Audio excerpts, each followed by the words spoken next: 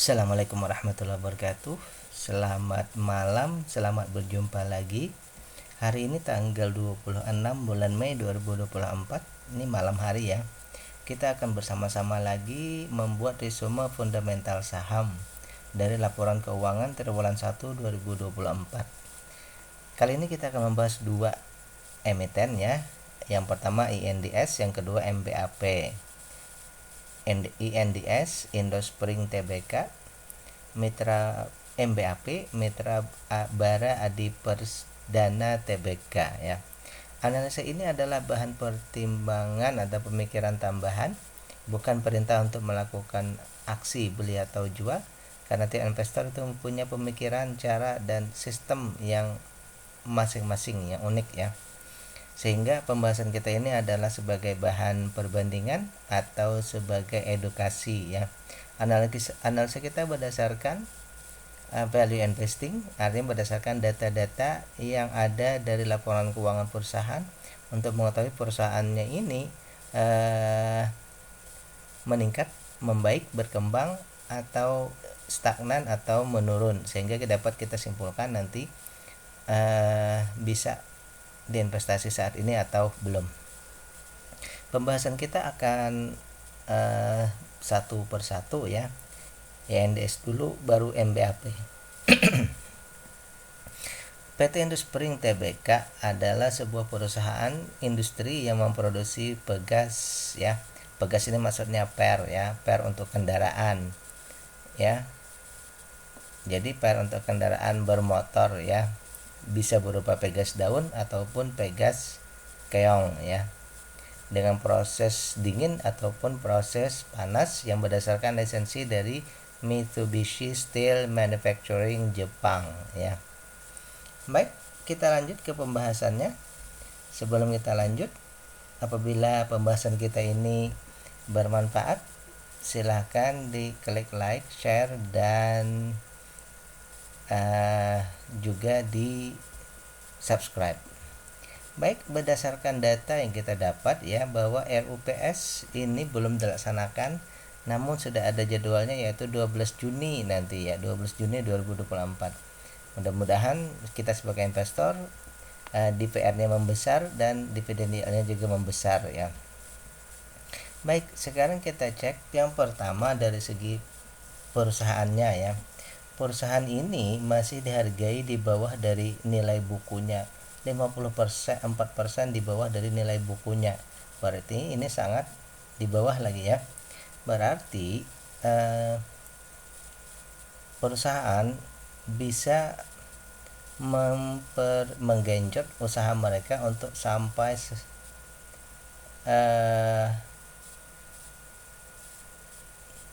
bukan berarti ini ya, harganya bisa dinaikkan sampai menuju nilai bukunya ya. Ada ruang untuk meningkatkan harganya sampai ke nilai bukunya ya. Baik, atau bisa juga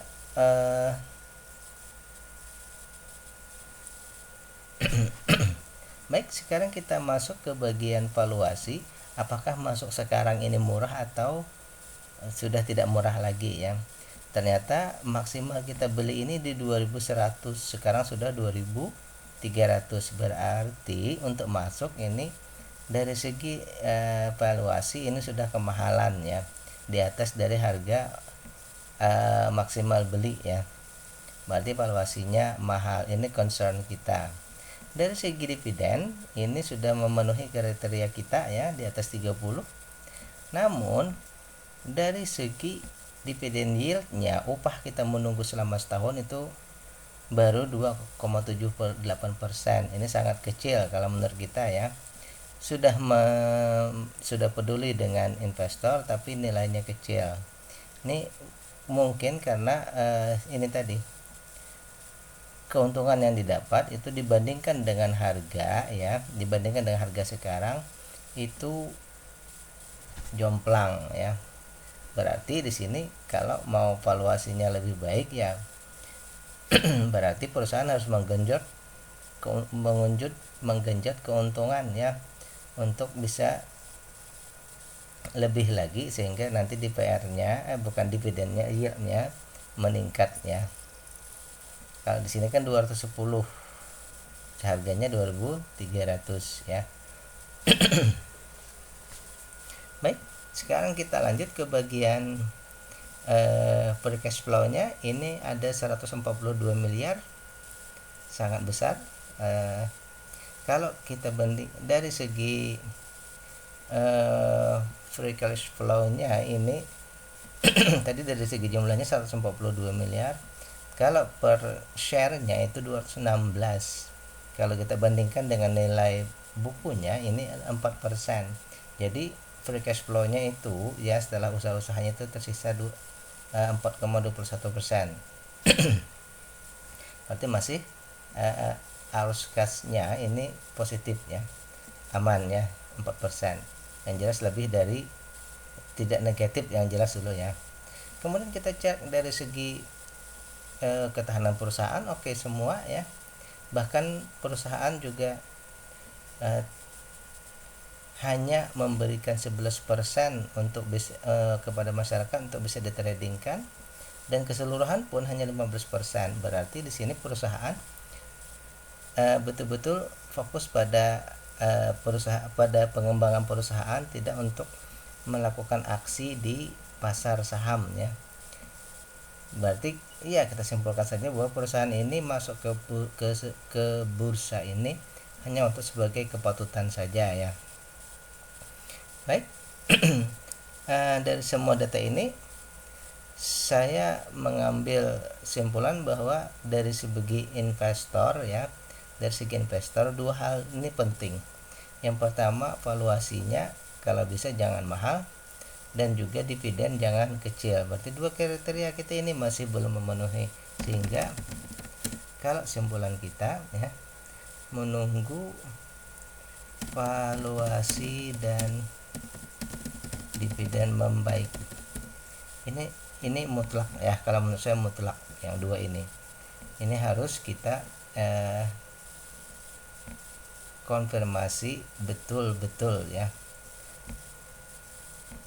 Coba dulu. Dengan dua ini maka saya menyimpulkan bahwa untuk berinvestasi di sini kita harus menunggu lagi sampai betul-betul dua data ini menjadi lebih baik ya. Baik, sekarang kita masuk ke pembahasan yang kedua. Mitra Bara Adi Perdana atau MBAP ya. Mitra Bara Adi Perdana atau MBAP bergerak di bidang pertambangan batu bara. Mereka berafiliasi dengan Bara Multi Group ya. Dan perusahaan ini beroperasi di Malinau, Kalimantan Utara. Perusahaan memulai tahap produksi tahun 2008 ya. Baik, kita masuk ke pembahasannya. Sekali lagi sebelum kita lanjut, bahwa bila pembahasan kita ini bermanfaat, silahkan di like, kemudian juga subscribe dan share ya. Baik, kita cek datanya ya, bahwa perusahaan sudah melakukan RPS dan sudah menentukan bahwa tahun ini DPR-nya luar biasa besar ya. Luar biasa besar sampai 113% ya. Saya tidak mencek kenapa sampai di atas dari 100%, artinya dia di atas dari seluruh keuntungan ya. Mungkin saja ada penjualan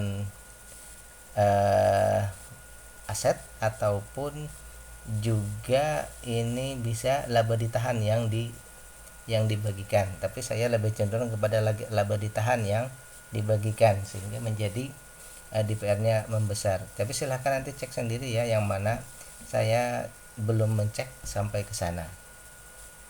Baik, sekarang kita lihat dulu dari perusahaannya, bahwa perusahaan ini ya sudah dihargai di atas dari nilai bukunya ya. Sudah di atas dari nilai bukunya. Oleh karena itu otomatis kalau mau perusahaannya menjadi wajar ataupun murah, maka cara yang terbaik adalah perusahaan meningkatkan kinerja sehingga harga menuju ke wajar atau murah.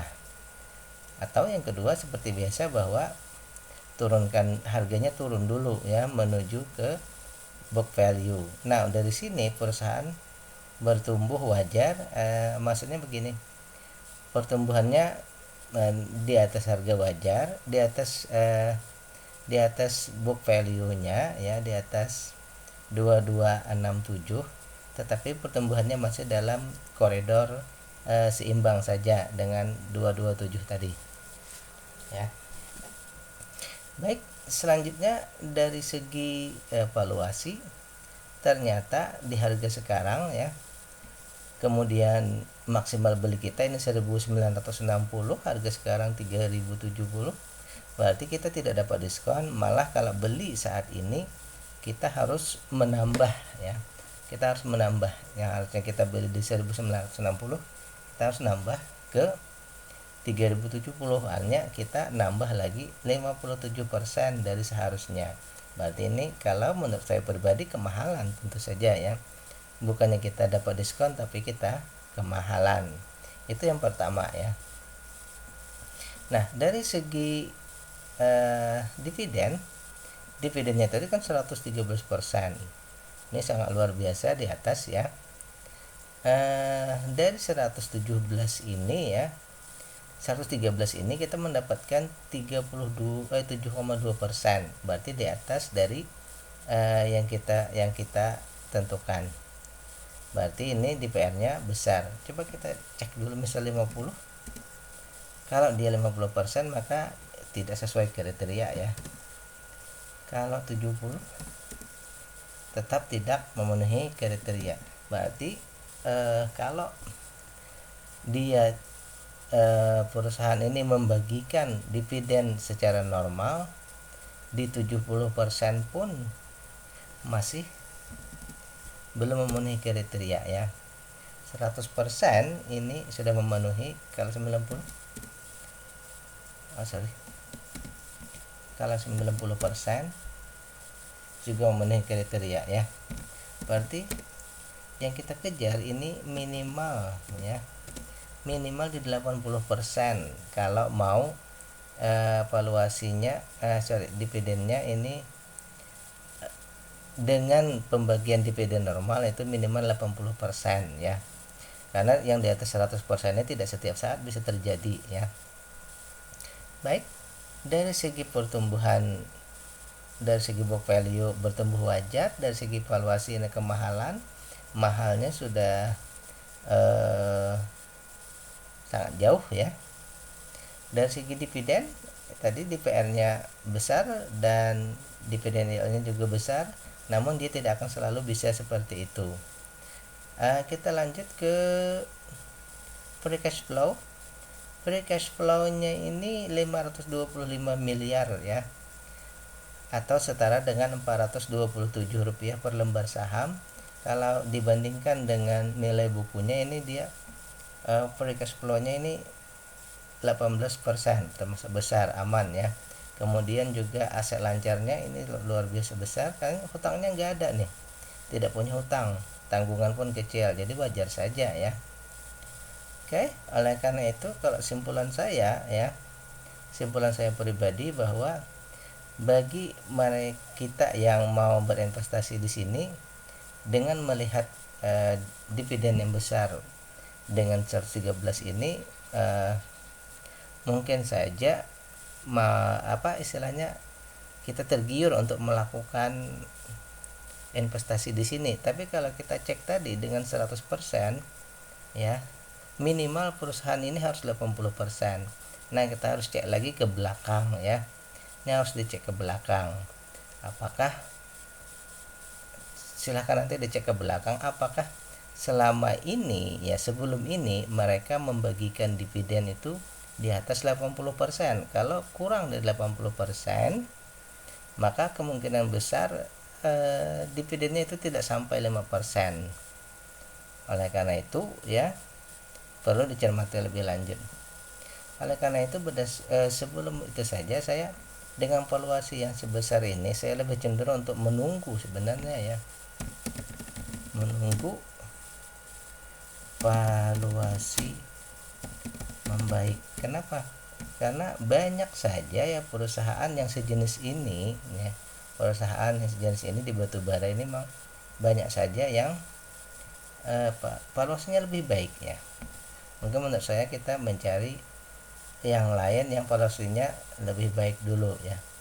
Jadi simpulan saya ada dua concern kita tadi. Yang pertama, DPR-nya kita selalu cek apakah dia sekitar 80% sehingga mampu mengimbangi di sini dividen yieldnya menjadi 5%. Yang pertama. Yang kedua, valuasinya kita tunggu juga menjadi lebih murah. Oke, demikian pembahasan kita tentang dua saham tadi. Yang pertama INDS dan yang kedua MBAP. Memang mereka berdua ini berbeda ya, berbeda sektornya. Kebetulan saja pembahasannya di satu pembahasan yang sama. Oke, demikian pembahasan kita. Assalamualaikum warahmatullahi wabarakatuh.